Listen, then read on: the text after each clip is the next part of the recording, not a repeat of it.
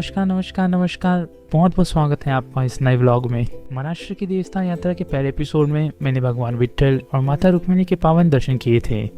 पंढरपुर की उस दिव्य यात्रा के बाद अब मैं आगे बढ़ रहा हूँ अपनी आध्यात्मिक यात्रा के अगले पड़ाव की ओर।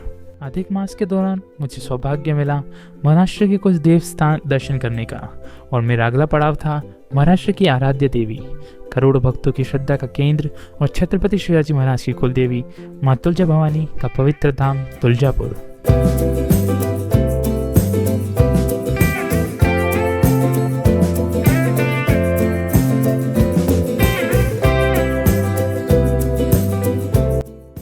अधिक मास, जिसे पुरुषोत्तम मास भी कहा जाता है, लगभग हर 3 वर्षों में एक बार आता है और हिंदू धर्म में इसे अत्यंत शुभ और पुण्यदायी माना जाता है।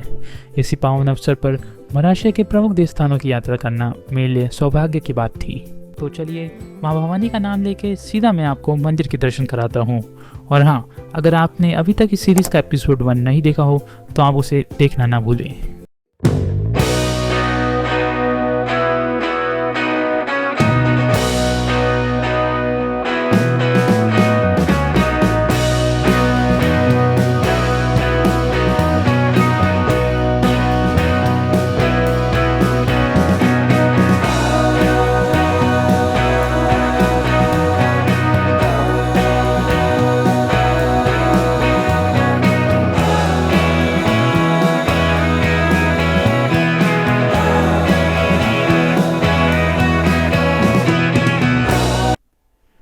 तुलजा भवानी माता को आदिशक्ति का स्वरूप माना जाता है। ये मंदिर महाराष्ट्र के प्रमुख शक्तिपीठों में से एक है और सदियों से श्रद्धालुओं की आस्था का केंद्र रहा है।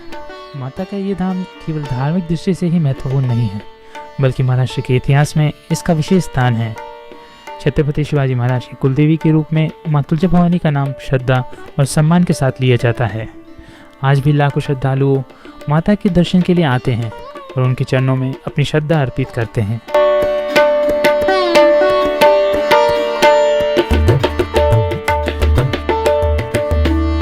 के आसपास का पूरा क्षेत्र भक्तिमय वातावरण से भरा हुआ था।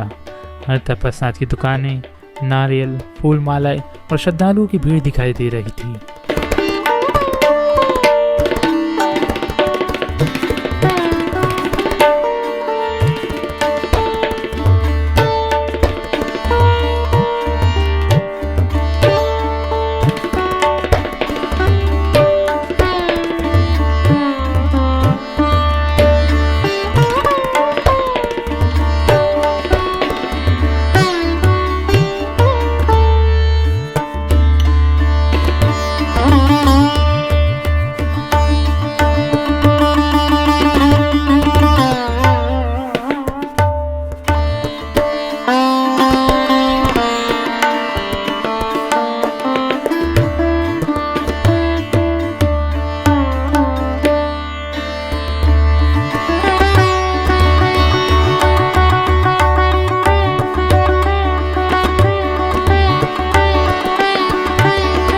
परिसर में प्रवेश करते ही वातावरण पूरी तरह बदल जाता है।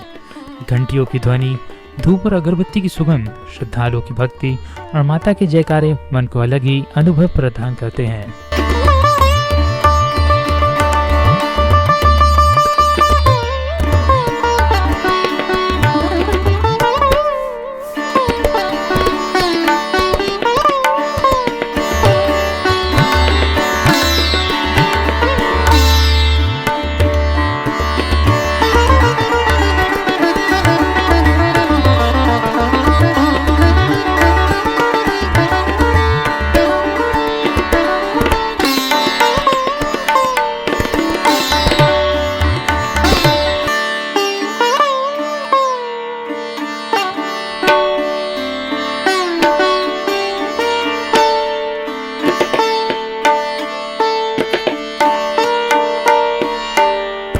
परिसर में पहुंचकर मैंने मेरे दर्शन की शुरुआत श्री सिद्धि विनायक मंदिर से की।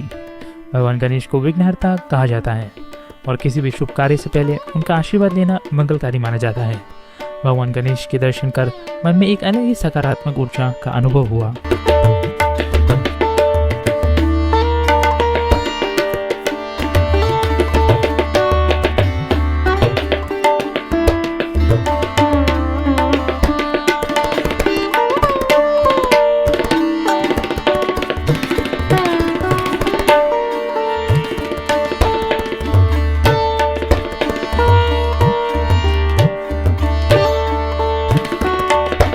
इसके बाद मैंने दिव्यवृक्ष के दर्शन किए। शास्त्रों के अनुसार पीपल का पेड़ में साक्षात त्रिदेव का वास होता है। सदियों से यहाँ होने वाले महायज्ञों के धुएं और मंत्रों की पवित्र ऊर्जा को अपने भीतर समेटकर इस देव वृक्ष आज भी हम सभी को अपना आशीर्वाद दे रहा है।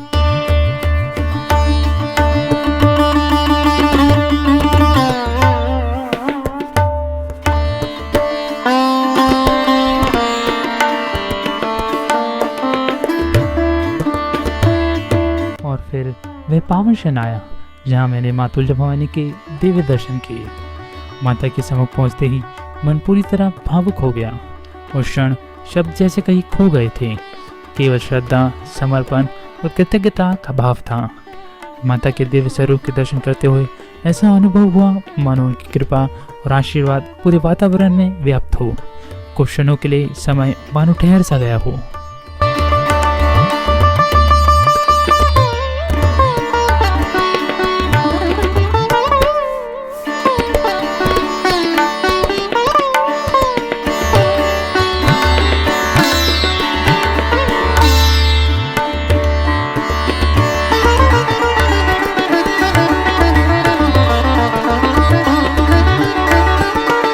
इसके बाद मुझे माता के सेजगढ़ दर्शन करने का अवसर मिला। सेजगढ़ वह पवित्र स्थान है जो माता की नित्य सेवा और विश्राम परंपरा से जुड़ा हुआ है। यहाँ का वातावरण अत्यंत शांत, पवित्र और दिव्य था।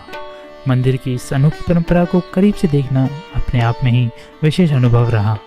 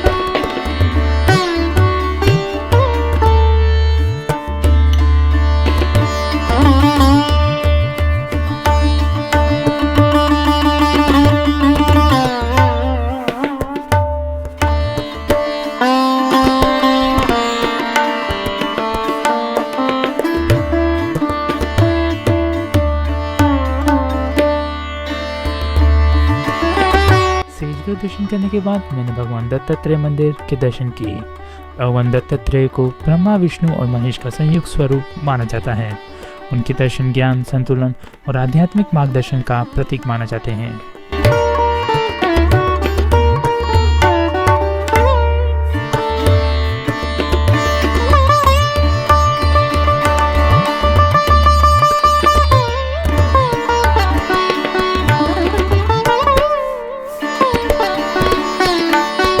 इसके बाद मैंने चिंतामणि शिला के दर्शन किए। तुलजापुर आने वाले श्रद्धालुओं के बीच इस शिला का विशेष महत्व है। यहाँ भक्त अपने मन में कोई प्रश्न या जिज्ञासा लेकर आते हैं और माता के आशीर्वाद से उत्तर प्राप्त करने का प्रयास करते हैं। कहा जाता है कि श्रद्धा और विश्वास के साथ मन में प्रश्न पूछने के बाद इस पवित्र शिला की गति के आधार पर उत्तर प्राप्त होता है। यहाँ पहुंचकर मैंने भी अपने मन में एक प्रश्न रखा और माता भगवती के आशीर्वाद से मुझे सकारात्मक उत्तर प्राप्त हुआ। उस क्षण का अनुभव मेरे लिए बहुत ही विशेष था।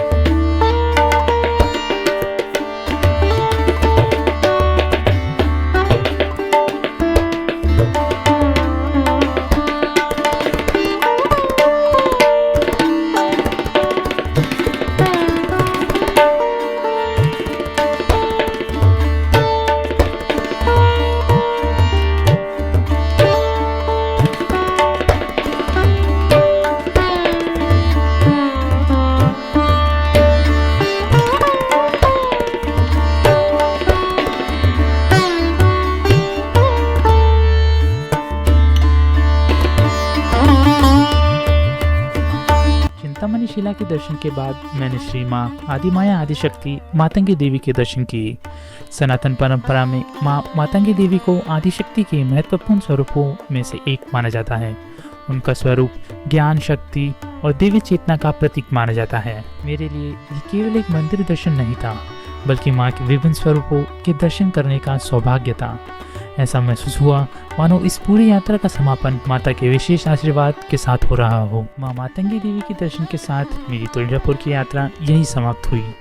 पंढरपुर में जहाँ मैंने भक्ति और समर्पण का अनुभव किया था, वही तुलजापुर में शक्ति, साहस और मातृत्व के दिव्य स्वरूप का अनुभव हुआ।